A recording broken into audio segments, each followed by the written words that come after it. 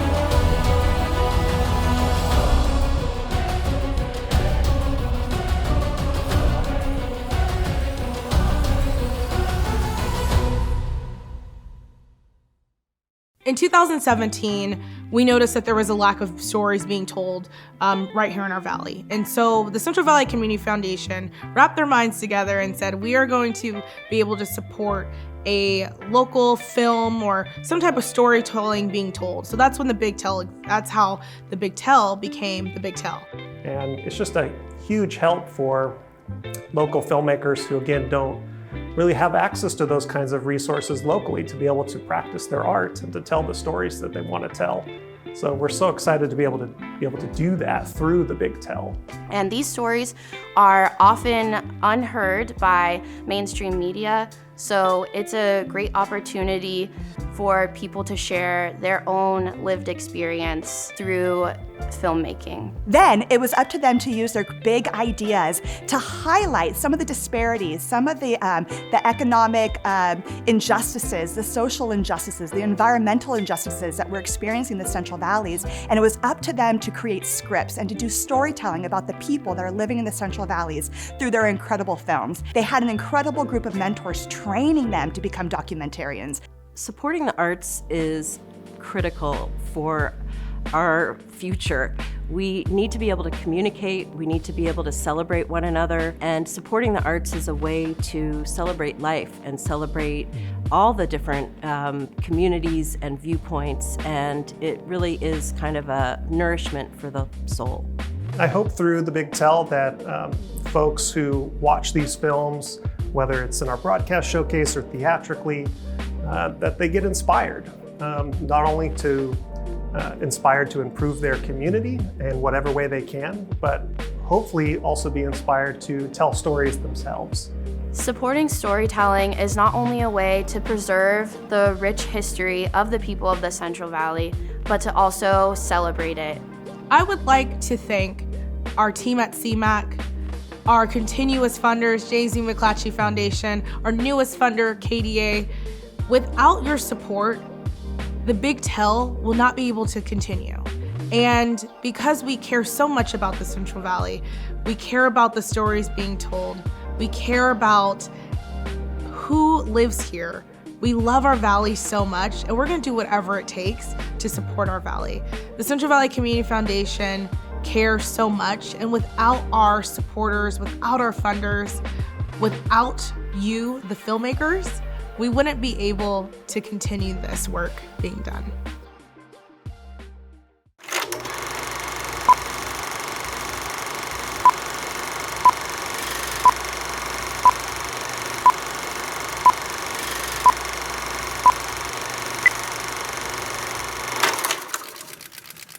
Hey, I'm Evan Christensen. And I'm Matthew Spock. And our film is called In the Shadow of Giants. In the Shadow of Giants explores the trail of 100 giants led by naturalist Alison Sheehy. who's dedicated her life to studying these trees and the environment around them. I think that here in the Central Valley, we're absolutely blessed by having amazing nature all around us, from Yosemite, Kings Canyon, Sequoia. Making In the Shadow of Giants gave us the opportunity to explore a new space, the sequoias up in Tulare County, and to just give like a unique perspective of one person that's really connected to that space. I mean, I guess what I hope people take away from the film is like a certain amount of love for Allie and just who she is, and appreciation for her perspective and her story. So this is our film, In the Shadow of Giants. Hope you enjoy it.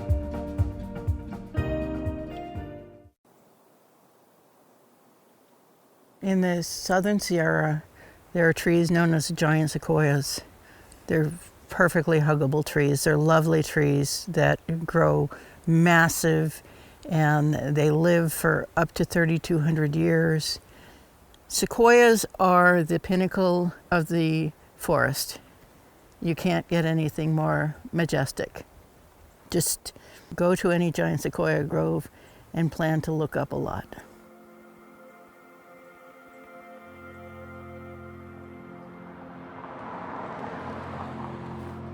Your dominant tree is the one that is the top, and that's the upper story. And then you have a mid-story, so you've got a giant sequoia, and then to the right of it, you've got an incense cedar and a Jeffrey pine. Those are mid-story. And then you'll have the California black oak, the ferns, the shrubs, the white thorn, the lotuses, all of the little shrubs that have berries on them, all the annuals. So that's the understory, and all of that vegetation and all of this stuff is helping hold moisture in. And the less you have, the more moisture is lost. It's like if you're trying to grow a garden and you don't mulch your bed, all your water is gone, and so your seedlings die. Sequoias are beautiful, wonderful, ancient trees, but they cannot live by themselves. They live in small groves because the thing I said about the subsurface moisture getting too excessive is they all have to live on springs and moisture that's very close to the surface, because their roots are only 4 to 6 feet deep, but they go out for acres.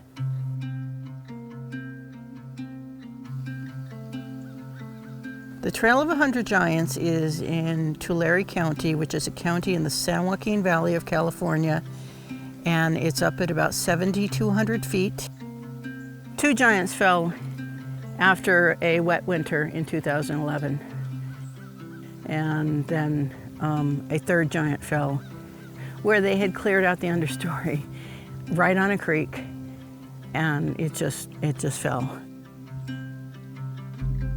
Giant sequoias are being managed to death. The specific impact of logging and thinning the forest and removing the natural barriers in the ecosystem is, one, we remove the straws that absorb the water.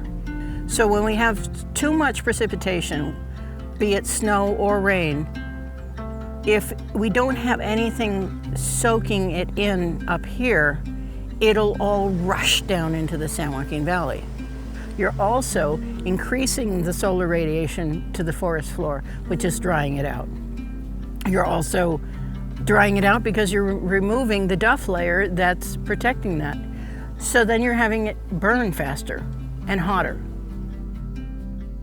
We have to be conscious of the fact that these things are naturally adapted to the area they're in. So, let Mother Nature dictate. Occasionally humans can come in and give Mother Nature a helping hand after we've messed things up. But cutting all the trees down is like to protect sequoias. It's just so short-sighted.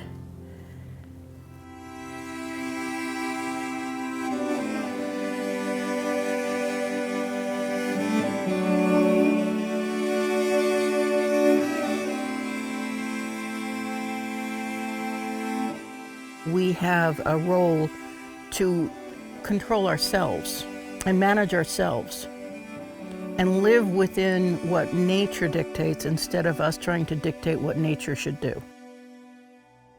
And if we just learn to stop thinking that we can control it, we can have all of our future generations remember us with fondness and not remember us with bitterness that we've destroyed the Garden of Eden.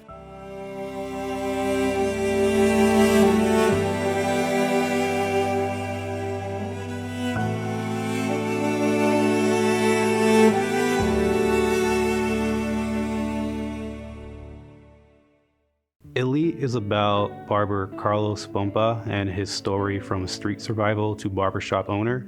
When he told me about what he wanted to do with the shop in terms of educating and inspiring other barbers and how he wants to give them a chance and a place to grow and hone their skills, that part really resonated with me because as a videographer, photographer, when I was in college, I was seeking out people to help me with my craft. So I'm not a barber, but I feel like that story, that kind of theme can resonate with a lot of people like it did with me. When I'm putting together a video, a documentary, it's like a puzzle to me. You know, you can make it any way you want, but in the end, it's always exciting to see that final product. So I really just wanted to share his story, and hopefully it can touch other people and inspire them in that way. My name is Jose Romo Jr., and my film is called Elite, and I hope you enjoy it. You can't tell this is in here from looking at it from the outside in, but once you walk in, it's like a hidden gem.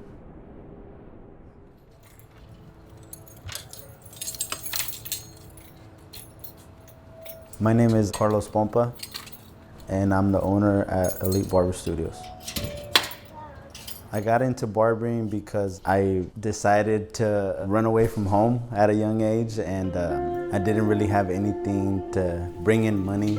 So cutting hair, I took it on. I've always been really artistic ever since I was little, and haircutting gave me that because it was a form of art. The fact that I was blending and making even, blends and fades and the sharp lines. It was a hobby, started off as a hobby. Whoever let me cut their hair, and started charging $5 from there and went forward with it. My mom moved away at that time. She left to Mexico and left me to live with my dad.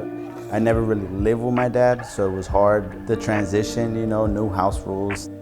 I resorted to the streets, so I did other stuff besides cutting hair. But cutting hair I was like, you know what, I'm gonna carry my backpack everywhere I go. You need a haircut, I got you, My biggest challenge was probably like finding a place where to sleep at night. Like either I was at a friend's or slept in my car or putting food in my mouth.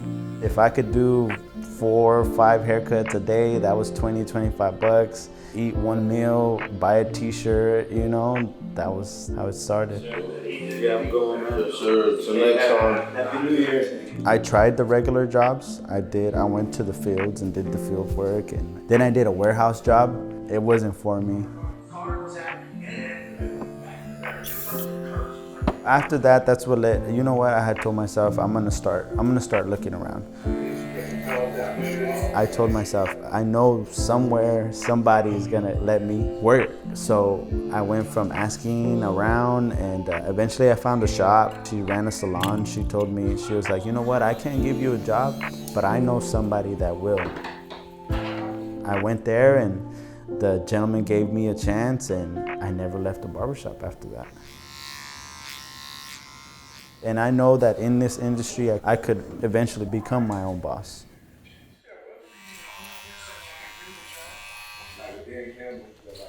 Okay, right here, what are we doing? I have a daughter. My daughter is my biggest inspiration. I always tell her all the time, I wouldn't be where I am if it wasn't for her.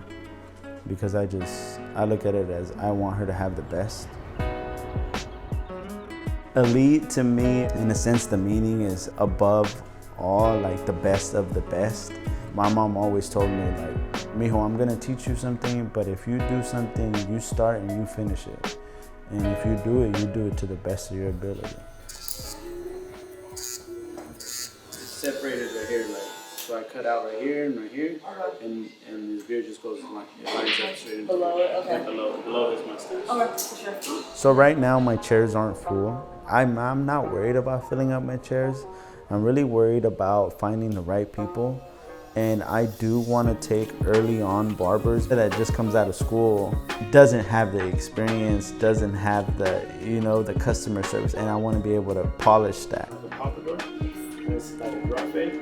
I want to be able to educate. I don't want to run your regular kick it barbershop. I looked at a bigger picture. I eventually want to hold seminars and be able to educate people when I'm not in the shop. I absolutely feel like if you want to take it on, you have the ability to be the best that you can be. That's exactly what I want to instill in them. And that alone separates me from everybody else. And I want to give that to people so that they can separate themselves. I've opened a barbershop before and I failed. And I told myself I wasn't going to fail again. I wasn't going to give up. I wasn't going to quit. I wasn't going to let my first time failing be the last time. It's never going to end. I learned from it. I've always looked at stuff like not losses, but lessons learned. That's always how I've looked at it.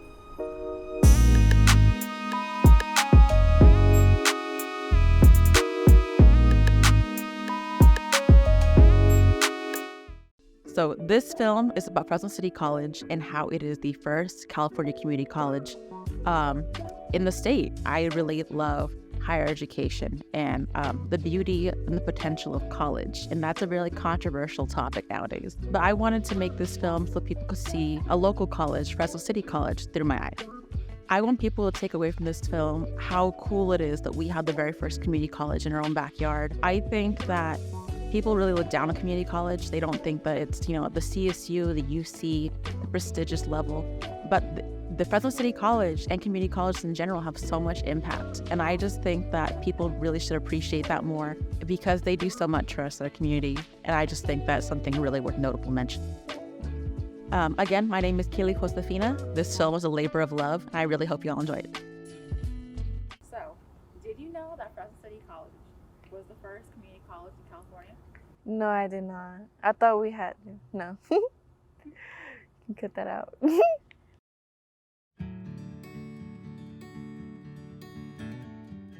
So what led to Fresno City College as being California's first community college?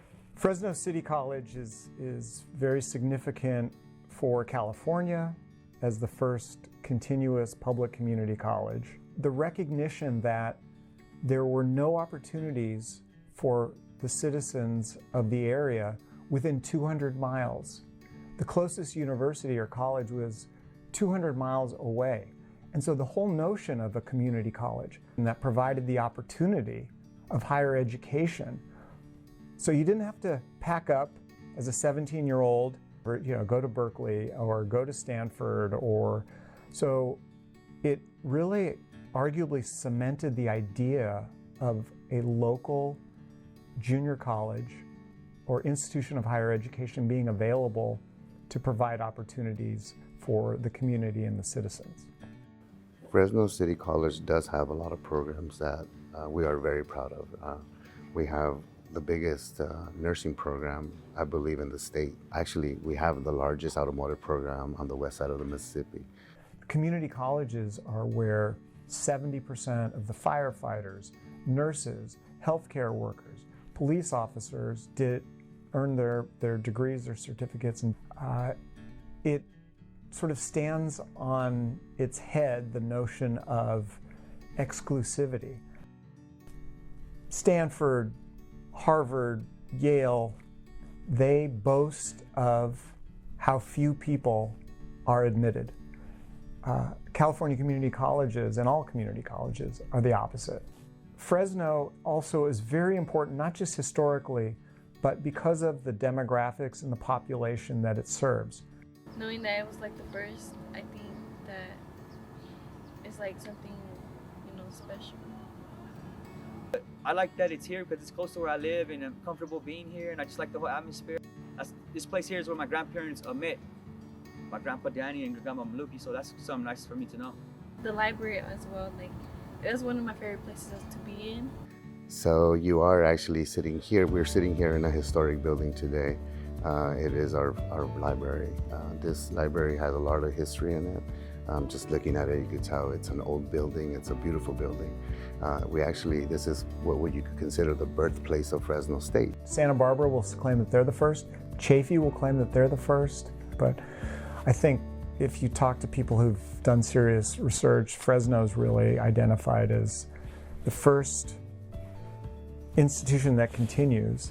Again, being first requires courage, right? And that it was recognized as being successful. That was the pioneering college, the pioneering junior college. Today, how many California community colleges exist? So there are 116 California community colleges currently. So Fresno City College has a tremendous impact now and will continue for decades to come to have a tremendous impact to provide opportunity, to provide education, job training, and to be a cultural hub in that area so that the Central Valley can continue to prosper and continue to grow. Well, in my opinion, this institution is special not only because it is the first in California and second in the nation, but also that we have such a large footprint and we have such a large impact on the community that we serve. I think the city of Fresno would look a lot different if we did not have Fresno City College part of this community. The impact that we have on our community affects families, generations, and I think without this institution, this region would not be what it is today. So Fresno, baby, here we are. Boom, boom, 559.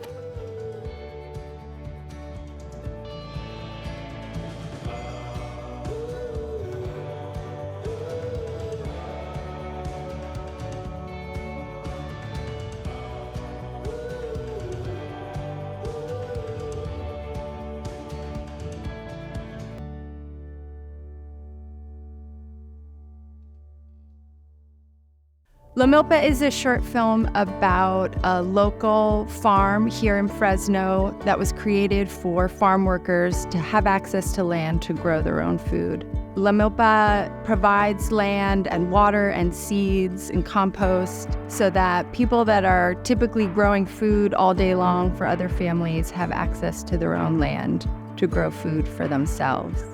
You know, my desire in making this film is to contribute to the conversation around food justice, and that I'm hoping audiences take away how empowering it is for families to have access to their own land, to grow their own food without the use of chemicals and pesticides. My name's Kristen Lesko. I'm the director of La Milpa, and I hope you enjoy this film.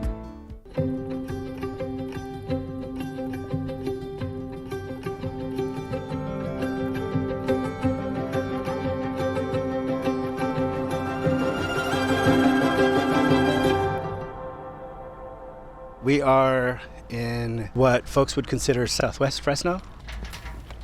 It's technically urban, but there's a lot of agricultural land here. Central Valley is the paradox of food production.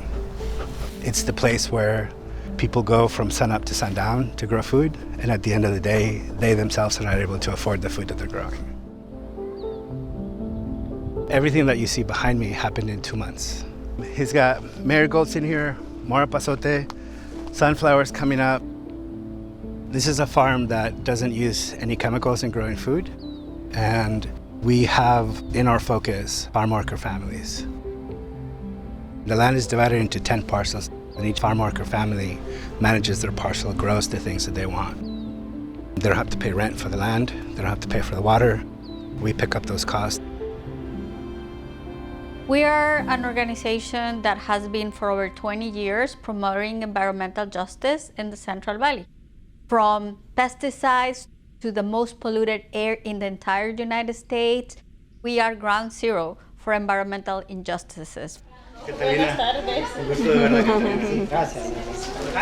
Vamos a platicar acerca de las plagas en la milpa porque se nos está soltando y pues queremos tener también la celebración del 29 de octubre, que es la celebración que es la primera celebración que vamos a tener. Maybe 2010, 2009, a lot of the farm workers that I was helping at the time were indigenous people from Oaxaca or Guerrero.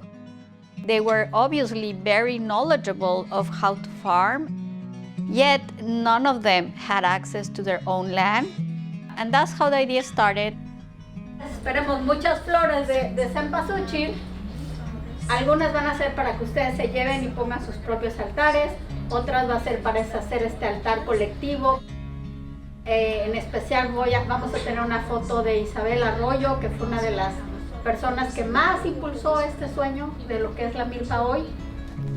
This is our friend Isabel Arroyo. Love this picture. She was such a strong woman that would always, if she had a vision, she would go and find a way. And I think, that was very contagious.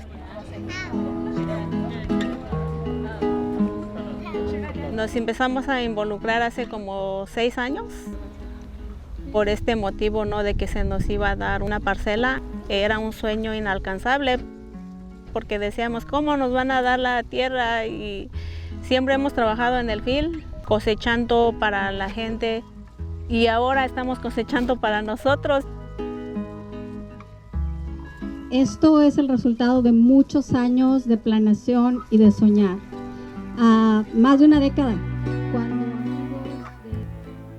In the farm, everything started with a seed, and now it's this life through these flowers and this corn and these beautiful plants.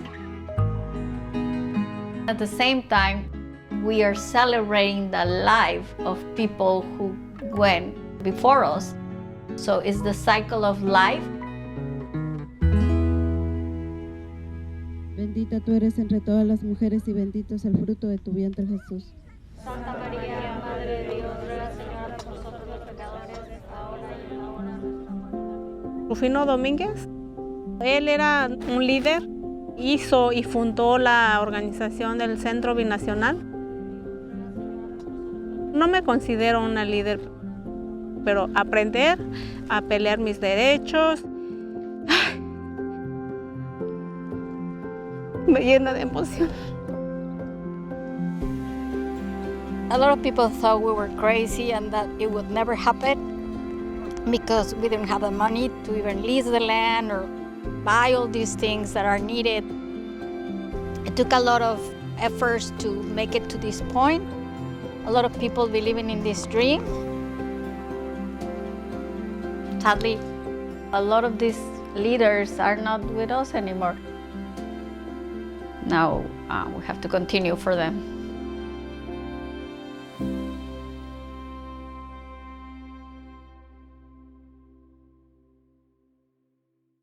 My name is Jess Thurkelson.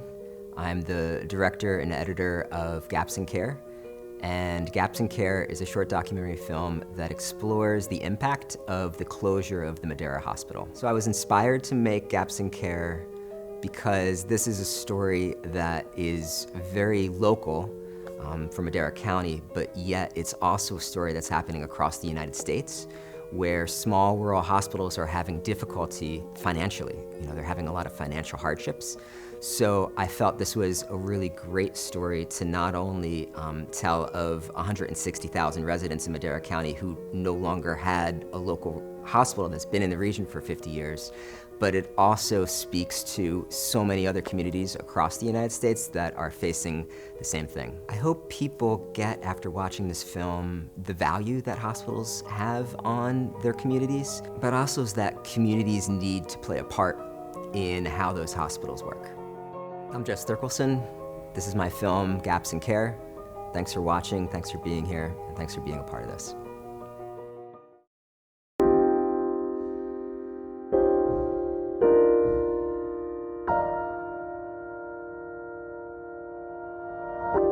Madera Community announced today it plans to file for bankruptcy and close its doors. The hospital is losing more than $2 million a month. And just minutes ago, Madera Sheriff Tyson Pogue declared a local state of emergency. Esa es la preocupación de muchos ante el cierre. The hospital that's been here for more than 50 years serves 150,000 people. Is now planning to close its doors for good unless something happens fast. Patients will now have to travel longer distances. All employees will be laid off. Impacts of the closure will be felt well beyond Madera County. Hospital employees are in shock and residents are wondering what comes next.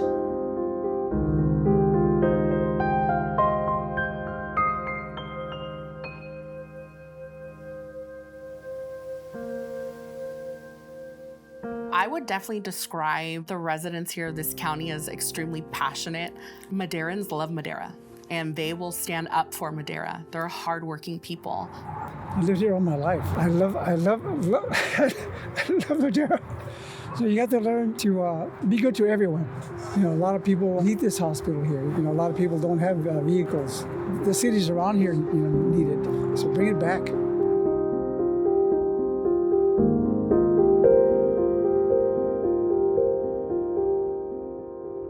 It's been over a year since the hospital closed, and we still are feeling the impact of the hospital closure every day. There are times where we're double booked. You have that 15 minutes to talk to the patient, figure out what's going on, diagnose them, and go ahead and treat them. Now you're seeing 2 patients in that 15-minute slot, right? Es algo elemental, básico, un hospital aquí en Madera.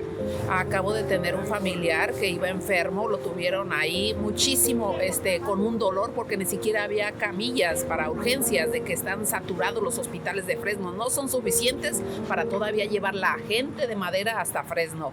If somebody's having chest pain, time is of the essence. We call it door to needle time.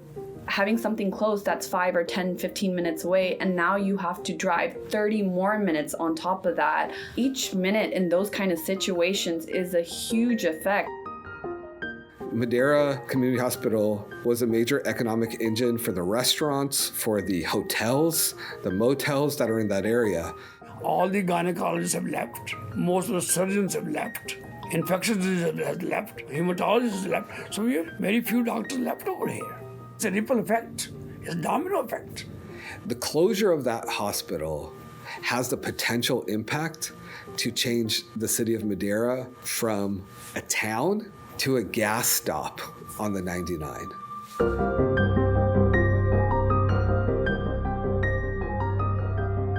This is not a one-off. Small rural hospitals who primarily take care of Medi-Cal populations really struggle to provide the care for the reimbursement that they receive.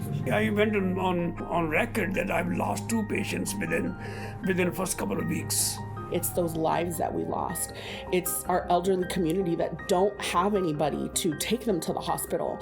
It's farm working families that maybe don't speak the language. Those are the conversations that consistently need to be in the room whenever the hospital is talked about. Que mayoría pues gente que trabaja en el campo y gente que vive nomás pues de cheque a cheque. Ahora le manda hasta Clovis, hasta no sé dónde para hacer análisis, todo lo que necesitemos. I think we have to have conversations that aren't just about more carrots. I think the public deserves to have some sticks to make sure that there's adequate transparency, so there's less conflict of interest, and that they actually have a voice on some of these hospital boards. Small hospitals feel familiar because this is what you've known your whole life. Losing that for a lot of people, it's kind of like losing home. Ultimately, the hospital just means everything to this community and to this county.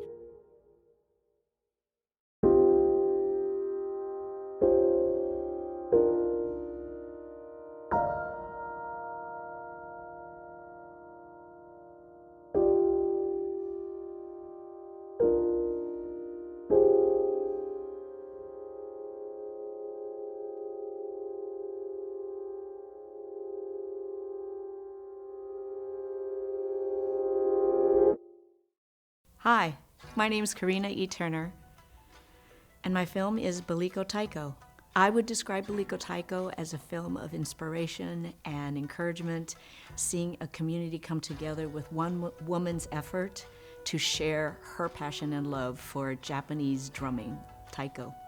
My biggest hope is that people are inspired in their own community, whatever passions they might have, whatever interests they have, and they begin to share it with others so that a community comes together.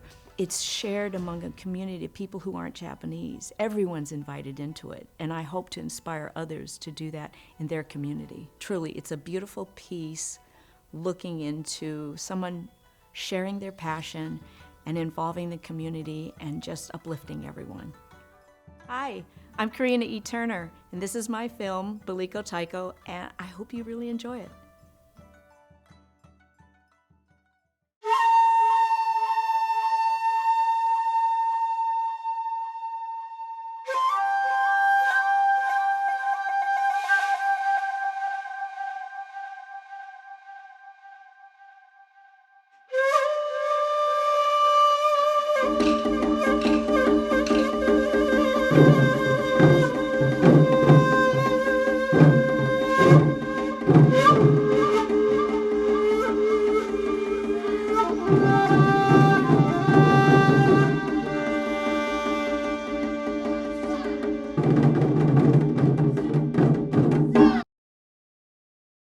I'm the taiko director at Baliko School, and we have a group called Baliko Taiko.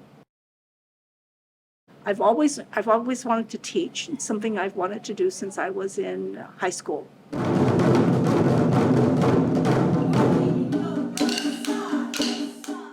As my children were growing up, I finished my credential and started teaching at Keys Elementary School first. And then I came over here to teach at Baliko in 1988. And I've been here since then. 1971, I saw a group from San Francisco.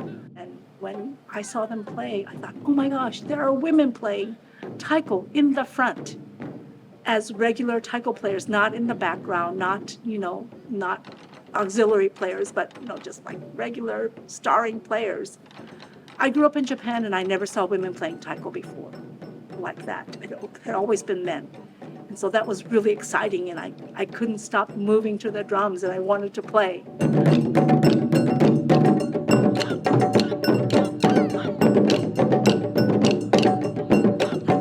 2003, when my youngest son was graduating from 8th grade, we had him and 3 young women who were in his class who played taiko with us at our church, played taiko at their graduation.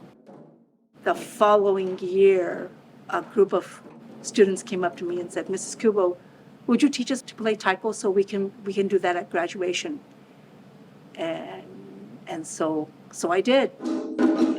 It was so fun to see that spark in their eyes when they got to play and when they got to perform. It was just joyful.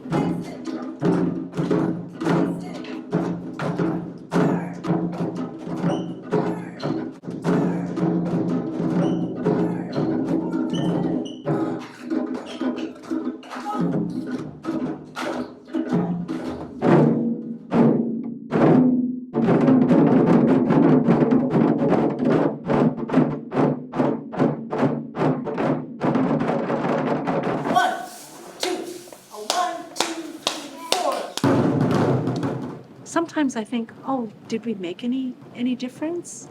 And at the same time, I see kids coming back and saying, oh, we want to play. We had good times. We see parents coming back and saying, oh, we loved it when our kids played taiko with you. We've seen kids really thrive within their academics and their school careers and their personal things. We've seen kids grow from being really, really shy with stage fright and everything. We had some kindergartners who came in and were crying because they didn't want to go on stage. And by the time they were in 3rd or 4th grade, you can get them off the stage because they loved being right there in the lights and the confidence that they have when they're presenting themselves. Those are the kind of developments that warm your heart.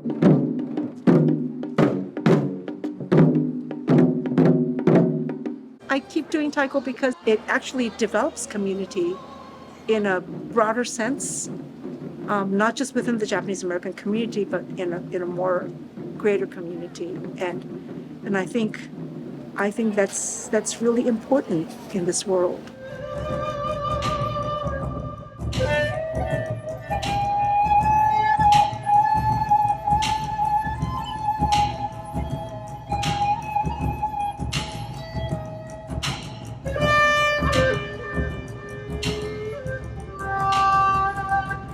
I'm going to be coming to school in a walker. I will take it. I promise to do well. That would be great.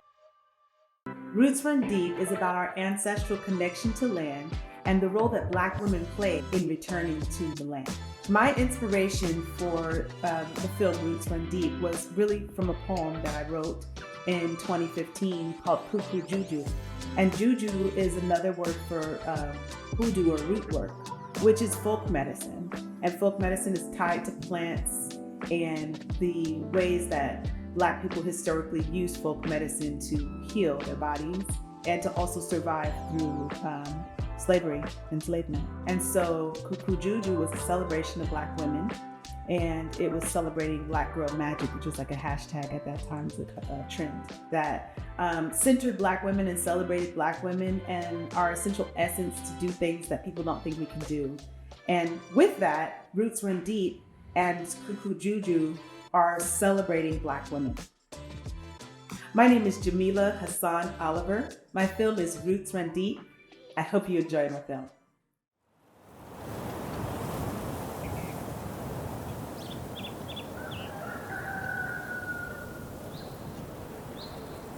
When we think about farming, we don't usually think about Black women. Yet in African American history, it was our uterus-carrying ancestors who folded seeds into the roots of their hair, carrying our native food from our homeland of West Africa through the Middle Passage to the New World. They would bury those seeds along the riverbeds to feed their families, humming and singing, praying and dancing, cultivating the plants as medicine, as protection. We are the results of their prayers. This story is dedicated to our seed-bearing ancestors, whose memory we carry in our DNA.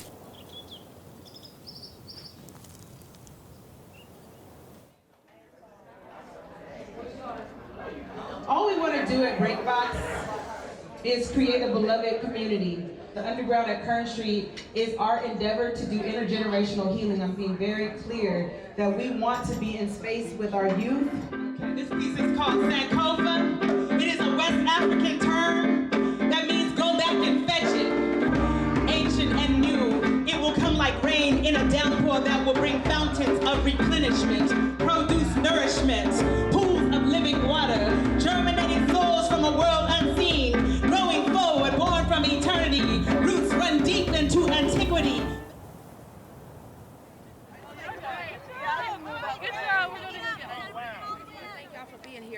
I'm gonna cry real hard tonight. Our ancestors prayed for this. They were enslaved. I need you to know they were not slaves. They were actually the architects of the world. The cradle of civilization is Africa. We can choose this. We could do this. Nobody has a whip in our back. We're going to take over our just transition. So I'm just grateful for y'all coming. As we go through the Central Valley and begin to demonstrate more and more sites, we must do biodiversity. No more row crops, no more monocrops. We growing and grazing. Mm-hmm. Everything is energy. So us going to literally grow our own food, literally nurture that food, literally give that plant a certain amount of love, then to take that up out of the earth, bring it to your home, touch it, serve it, it goes inside of your body and you consume it. I mean, it's a whole cycle that's happening there. Glad to hear Black women are leading it.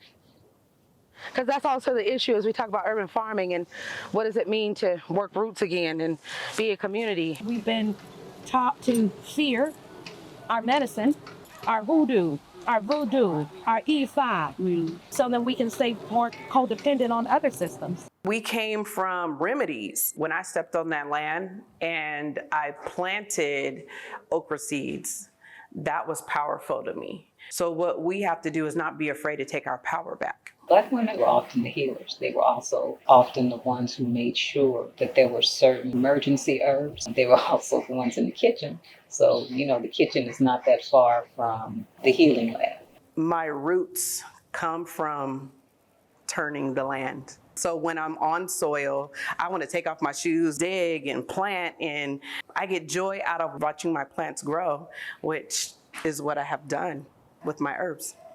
Look at this. This is white sage, and this sacred plant is used for protection. Oftentimes we call things magical or like witchcraft. We give these names to further separate and make it so that you don't investigate. She's got the magic, magic. She's got the magic, magic. Yeah, that's cuckoo juju. That's really just talking about she knows what to do with plants. She knows what to do with medicine. She knows her own power. She can make things happen. This was a love letter to Black women. I hadn't written a piece in a while that was upbeat. I was very much wanting to center the tradition of juju and root work and hoodoo. We were all in white. As far as ancestral practices go, white is the color of the spirit world. What we're doing here is really important because as you can see around us, there's a lot of conventional farm space. And we got okra, black-eyed peas, watermelon, sweet potato. We're changing the vibration of this space right now. Too, by even coming and dancing and bringing out artistry and love.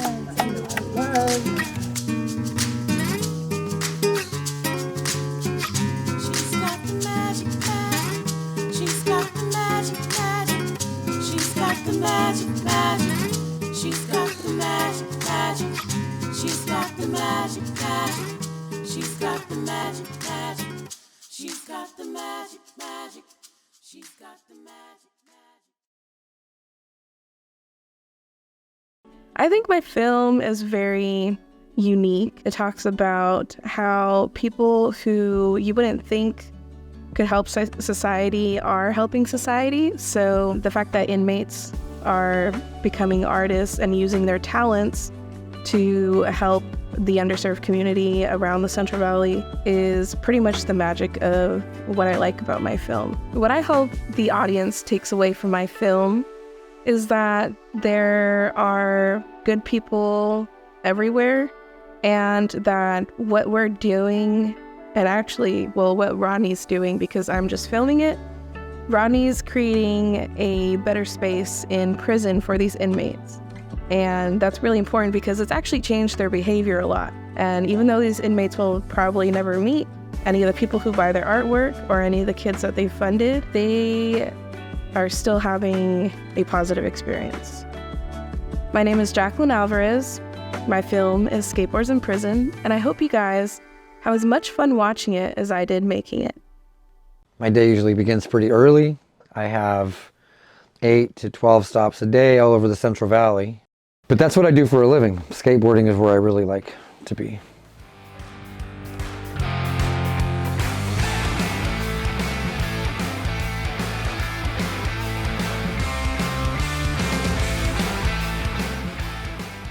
My name is Rodney Rodriguez. I am a Class A truck driver, but my real passion lies in skateboarding. Along the way, I have created this nonprofit, Fresno Skateboard Salvage. In 7 years, we've helped 3,084 kids get a skateboard. Our biggest self-run fundraiser is using old skateboard decks recycled into art. So we sand down the old boards and we deliver the boards. They are salvaged with artists, and in this case, artists in Corcoran State Prison.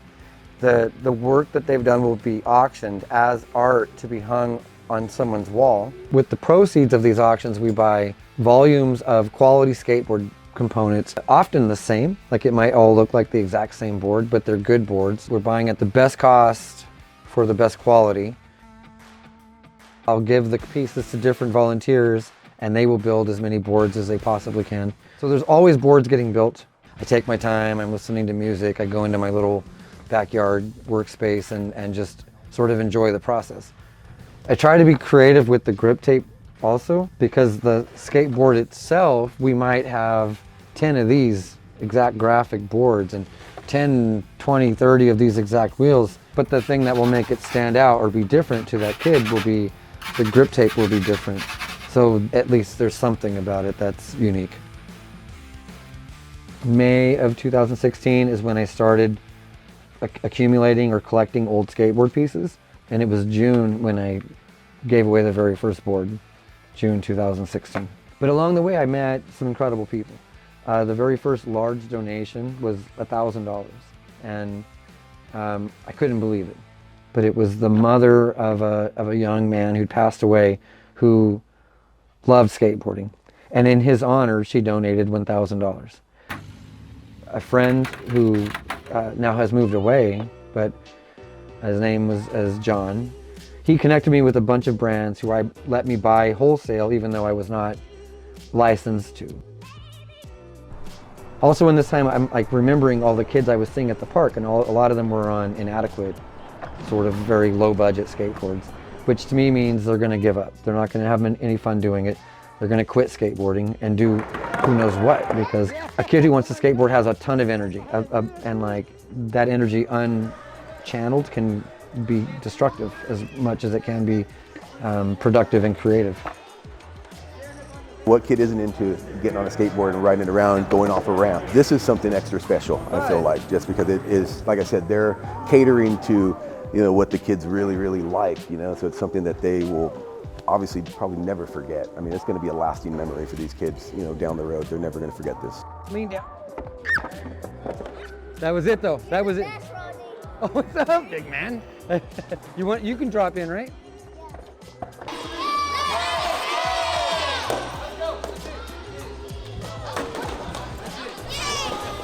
So I always knew it could be beneficial to more than the kid getting the skateboard. I had a feeling that it would benefit the incarcerated artists also.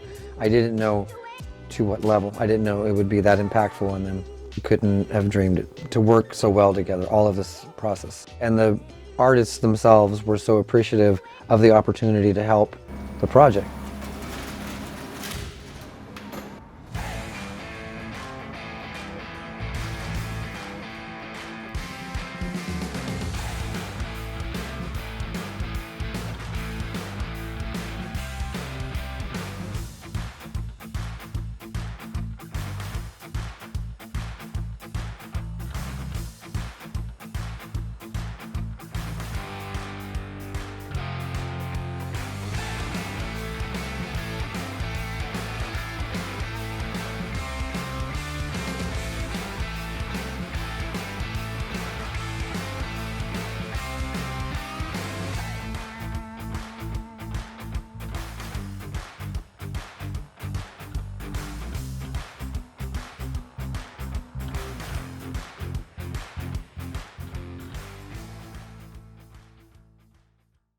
So my film is based in Tulare, California in 1933. It's on Tagus Ranch, and it follows the journey of Patrick Chambers, who spearheads the Tagus Ranch Peach Strike, who leads the strike against H.E. Merritt Jr., who is the manager of the ranch at the time. He's very unyielding and not very sympathetic with the strikers at the time. But through the evictions, through all the strife, and through all the violence, it sparks a statewide strike. So what I want the audience to take away from this is that when things seem impossible, it just takes a group effort. Kind of, even if it's against like something scary like living wages, am I gonna get a job? Where it seems like everything's against you, if you have people around you and you guys are all going towards the same cause, it's like you guys can do this, and you guys can kind of power through, get what you need. Hey, I'm Brandon Ezekiel Hernandez. I'm the filmmaker for Indubious Battles, the Tagus Ranch Peach Strike. I hope you guys enjoy it.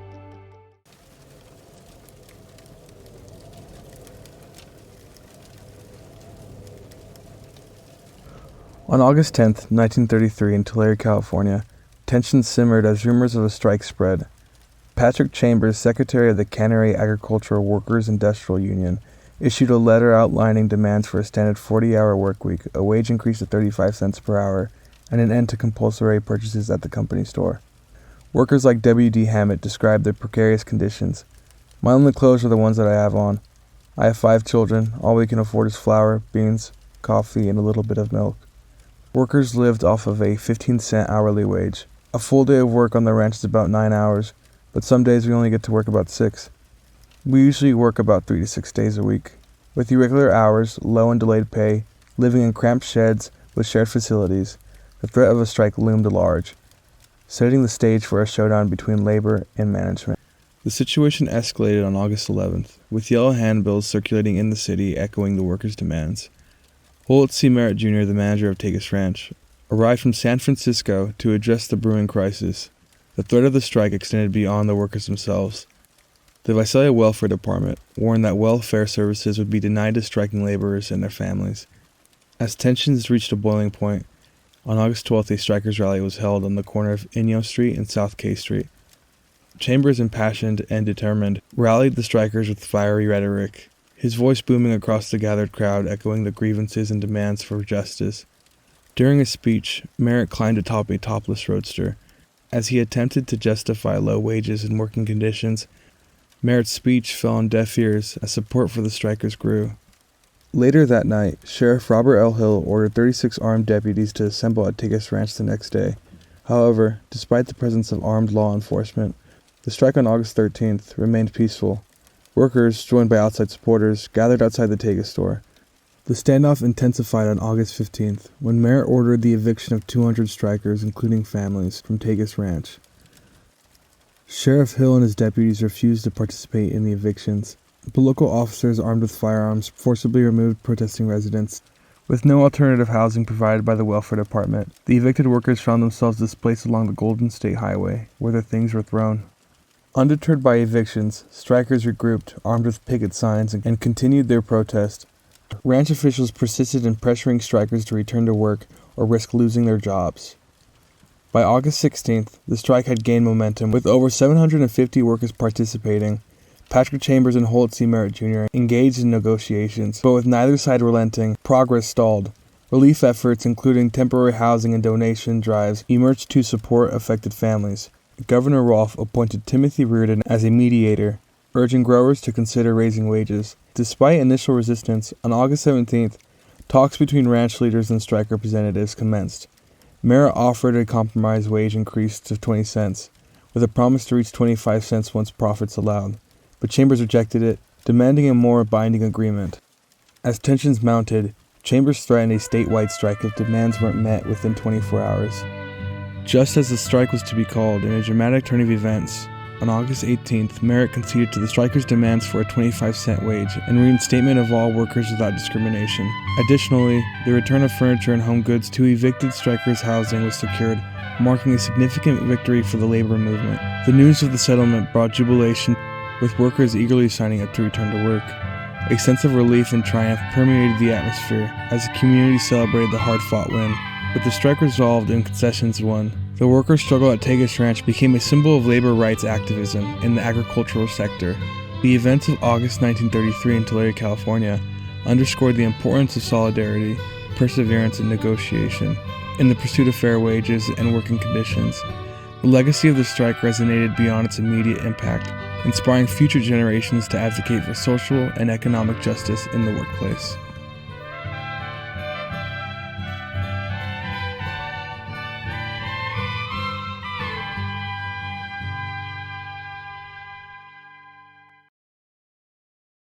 So my father in this community, he's known as Papa Joe. And what's especially ironic about that is that he grew up in a household where he was disowned by his biological father and he was abused by his stepfather. So he really had no semblance of a healthy figure at all.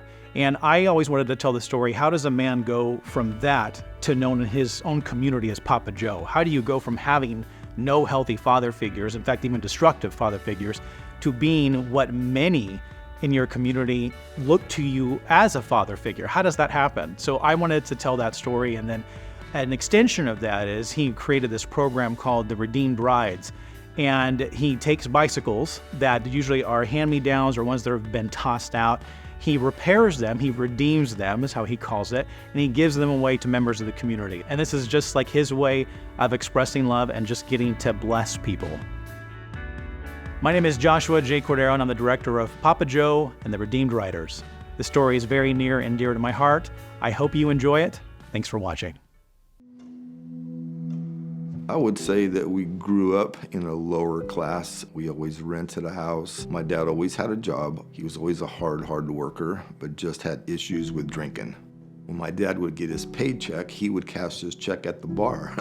And sometimes he would stay there after he cashed his check, and he would actually come home with nothing in his hand. I can picture my mom and dad fighting far back as 5 years old. My dad hitting my mom, just scared that he was gonna kill my mom. The more he drank, the meaner he got with her, kind of the meaner he got with us. I was probably a young child. People would say stuff in our family, "This man's not your dad." He was darker skinned than me. All my siblings were darker skinned. My mom conceived me outside of her marriage. My biological dad was actually an uncle of mine. I'm gonna be 63 this month and it still bothers me. I always had daddy issues. When people started talking about maybe how good their father was, I would be jealous, and I wondered what my life would have been like if I would have had a dad that didn't drink or wasn't abusive.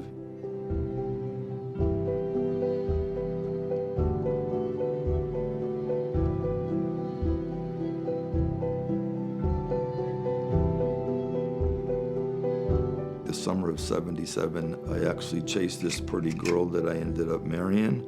She was going to church, invited me to come with her. I saw just something in the church atmosphere that I liked. It was attractive, and I wanted to be a part of it. And so I said the sinner's prayer. I just felt that I had a peace, that I was born for a reason. I just wasn't a mistake, that God had a plan and a purpose for me. Once I got saved, I couldn't stay mad at anybody. And even till this day, you can't make me mad enough to stay mad at you. It's just, it's a God thing. I don't know how to put it into words.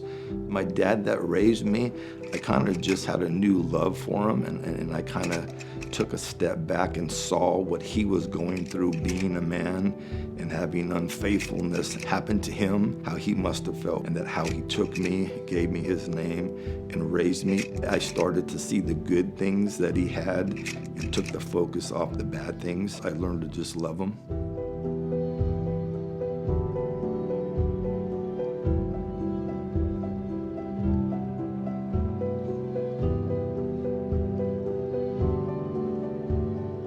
An outreach from Los Angeles came to one of our parks in town, Cove Park, and they were asking for volunteers to work on bicycles. It was a huge crowd. They were doing all kinds of different things in the park. We worked on bikes, and I just absolutely loved seeing kids ride off on bikes that we fixed.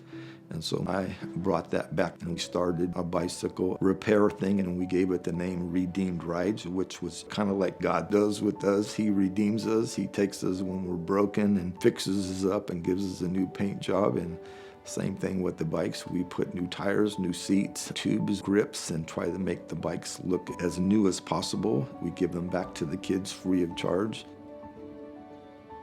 My backyard basically is a bicycle repair shop. I have bicycle stands, tools, tubes, tires. I strip bikes. If they're not fixable, I can strip parts off of them, and then I paint them, try to make them look new.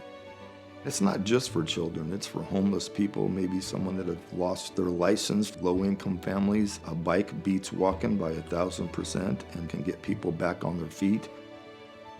During Christmas time, we take our redeemed bicycles, give out anywhere from 20 to 50 bikes to little kids up to high school kids. We go to different parks and do free repair, set up tables, bike stands. We take hot dogs. We have a huge popcorn machine we take out. We take a little train that we have that we give rides to the kids. Everything is free. We don't charge for anything. We've actually worked on as many as 80 bikes at one time at a park. If we can't fix your bike, we try to have some bikes with us that we can just give you a bike so nobody leaves empty-handed. There's been a lot of bicycles go through. We call them redeemed riders if we've given them a bike. We probably average 80 to 100 bikes a year that we give away. I've been doing this for close to 15 years, and I want to keep doing it until the good Lord calls me home. I want to keep working on bikes as long as I'm around.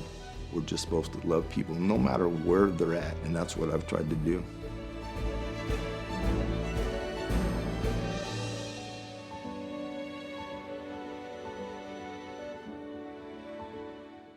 My film is about the Mariposa Museum and History Center, which is a small little museum located in Mariposa, which is near Yosemite National Park.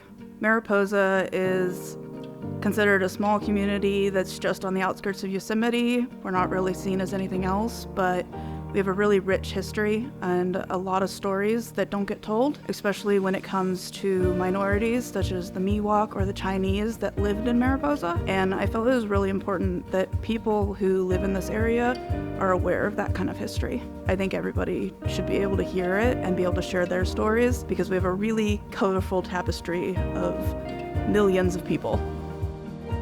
My name is Rebecca Adams, and the title of my film is The Best Little Museum This Side of the Mississippi, and I hope you enjoy watching. Thank you.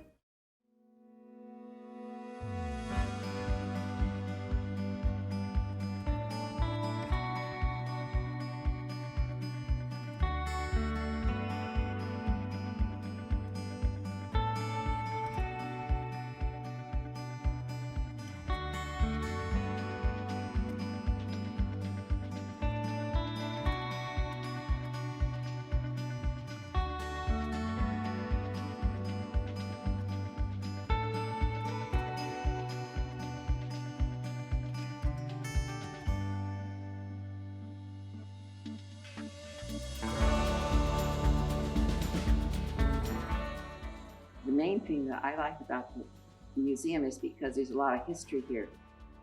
History of Mariposa County. To me, it's very important to the county and to the people who live here. And people that come in when they find out what we've got. They're thoroughly surprised. If this is gone, once you lose this stuff, it's not coming back. And this is the best place for it.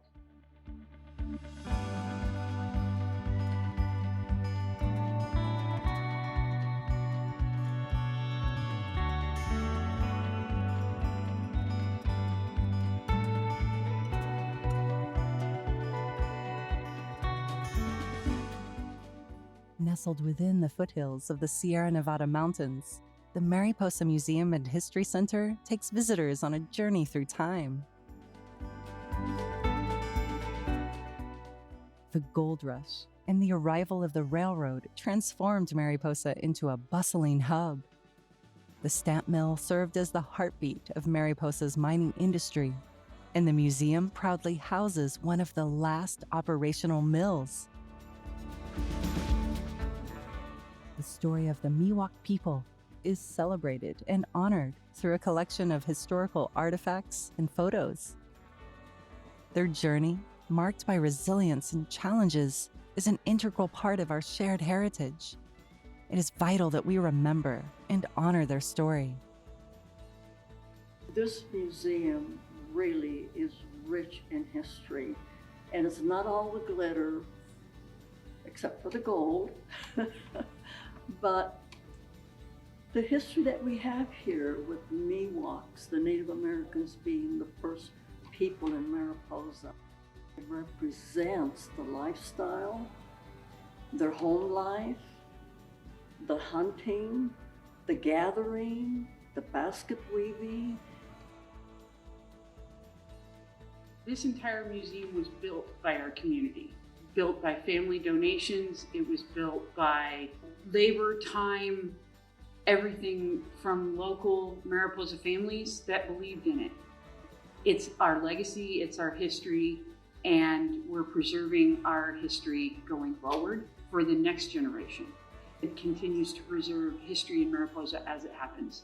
Not only the history that happened previously, but the history going forward. That's our job here, that's our mission statement. We preserve and protect.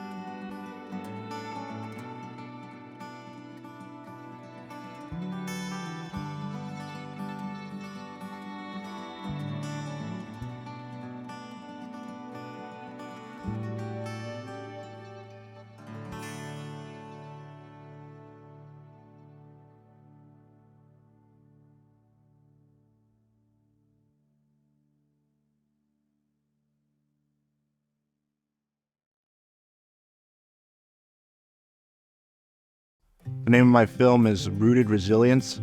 It's about an African-American farmer in West Fresno. His name is Will Scott Jr., and the crops he grows and his life and his day-to-day farming routine.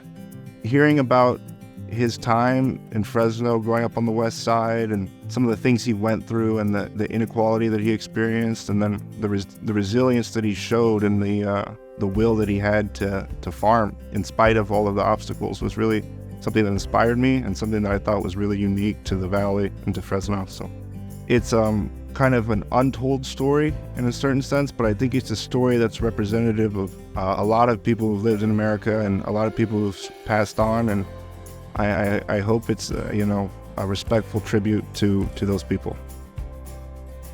My name is Justice Briggs. The name of my film is Rooted Resilience. I hope you enjoy.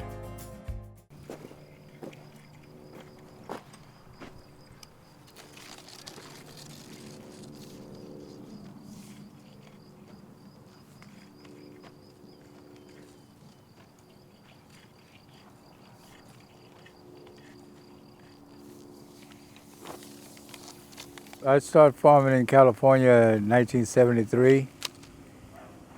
Before that, my grandfather was a sharecropper. My dad sharecropped, so I sharecropped with him my early age before we came to California. And I think probably of those 12 years, I think 3 of them we got off for sharecropping. Looking back on it, I really didn't understand it, They use the word sharecropping, but I was told by my grandfather we were working on the halves, We had to give the owner of the land half of what we produce, which I didn't think was fair, to me, as we did all the work and then we got to give half of it up. But then he explained that the man owned the land, so, that kind of appeased me somewhat. But then I figured too is that we need to own our own land.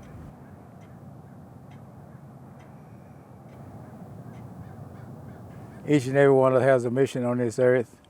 And I found out too is when I bought this property that there was something spiritual about putting something that's dead in the ground and then watching it come to life.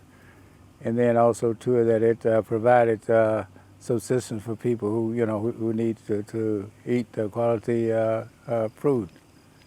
So I went from from being an engineer with the at that time they called it telephone company, but there's Pac Bell and then eventually AT&T. So I retired from them in 1994, and then I went into farming full time.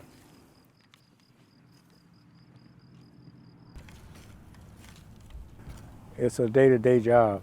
But you find out too that there's I get pleasure out of it spiritually because, like I said, is that the stuff I grow is that I know it's of a benefit for some people. They enjoy it. I'm carrying out what I believe is my mission. I mean, I did the things that I want to as an engineer, and now I can dedicate my time to doing something to the community for the community, and to help other people.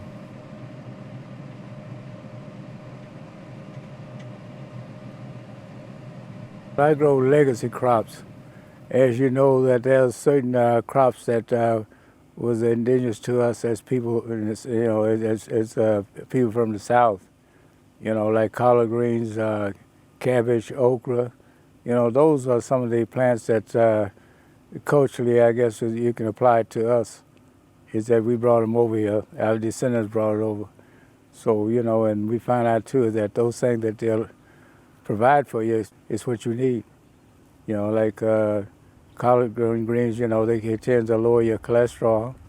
Cabbage, kind of cleans you up a little bit, and then naturally okra gives you the flavor you need for some of the food that you consume. If I say farming today for the young people like that, they don't want to get into farming because of the legacy of slavery.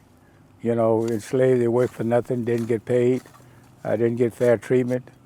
Also, but we know that this country was built on agriculture, and the labor was provided by my descendants. But as far as we're looking at equity today, is what equity do we get out of it? It's been a struggle really. You notice that all the land that we had before, especially after the Emancipation Proclamation was passed. Blacks owned a lot of land, you know, and you see over the years it was subsequently taken from them, you know. But we still, as a people, we still has a part to play into this food production. I mean, we like to eat, so therefore we should be at the table providing. But also, too, there should be equity, you know, and that's what we're looking for. If everything is brought up and we make sure that there's no collateral damage to those people who are going to be affected, the least of us, then I think we'll be on the road to really making this country really united.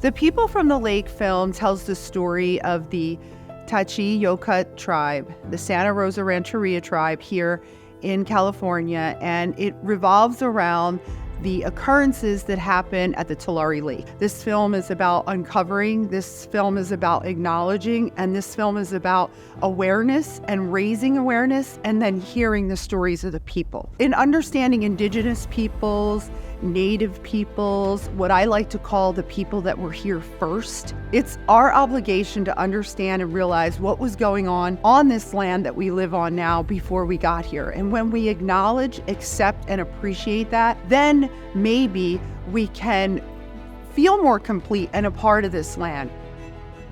Hi, my name is Charlene DeChico, and I present to you The People from the Lake.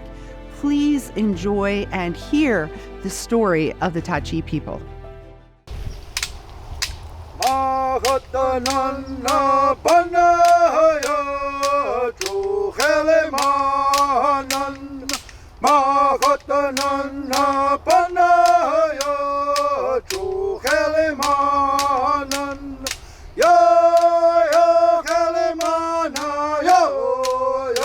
My name's Kenny Barrios. I'm a cultural liaison for the Santa Rosa Rancheria Tachi-Yokut tribe.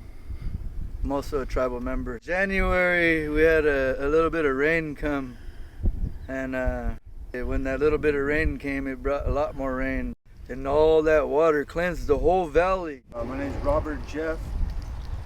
I'm the vice chairman of the Santa Rosa Rancheria Tachi-Yokut tribe. Oh, July was a big time for our people. The land started flooding again. You know, Creator blessed us with enough water to refill a portion of the Tulare Lake. You know, when we think about that lake and what that lake provided for us, it provided everything. So when that lake was taken away and we were dependent on the government, we started getting all these sicknesses that came along with it. So we were being rationed food that wasn't good for us. We were given land that we couldn't even farm on.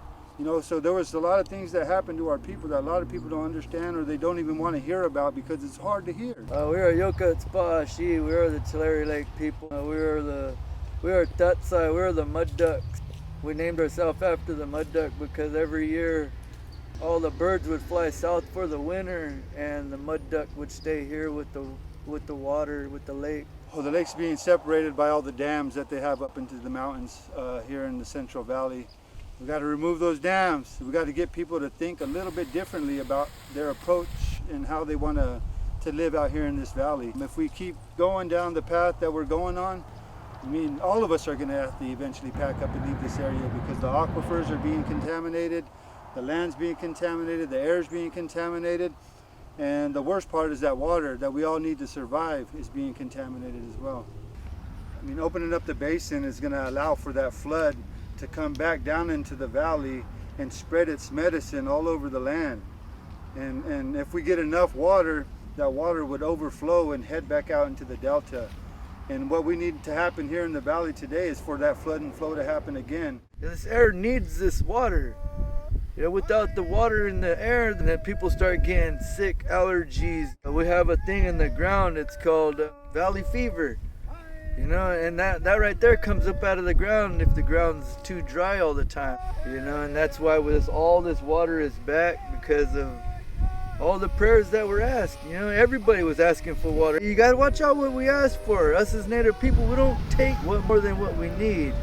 It takes years and years for this water to go back down into the ground to replenish the aquifer that has been depleted. There's enough land out here to farm, there's enough land out here to develop, and there's enough land out here for all of us.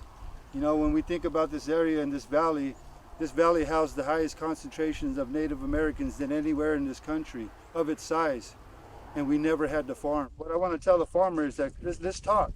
You know, let's sit down, let's break bread, and let's start getting a better understanding of what life needs to be like here in this valley. It's sad that we have to have a casino over there to take care of our people, but at the same time we have something to help us take care of our people right now. Now we got health care, we got homes, we got roads, we got food. We want to recreate the environment that was once here, so we're gonna be pumping water back in the slough, and we're gonna circulate it through our community. It's hard to look back and think that the tribes don't have the first in time, first in right to this water out here in the valley. And as a tribe, you know, we get water from the last chance ditch. You know, so there's a lot of other people, a lot of other companies, a lot of other entities that are getting this water before even the tribe does. If we all had the lake here for all of us, there's so much benefits to everybody and everything. The aquifers will get better, the air will get better, we'll get more rain. We're going to continue to pray, we're going to continue to sing, we're going to continue to dance, but we're going to continue to get out there into the communities and talk to our people about our opinions of this situation. Ma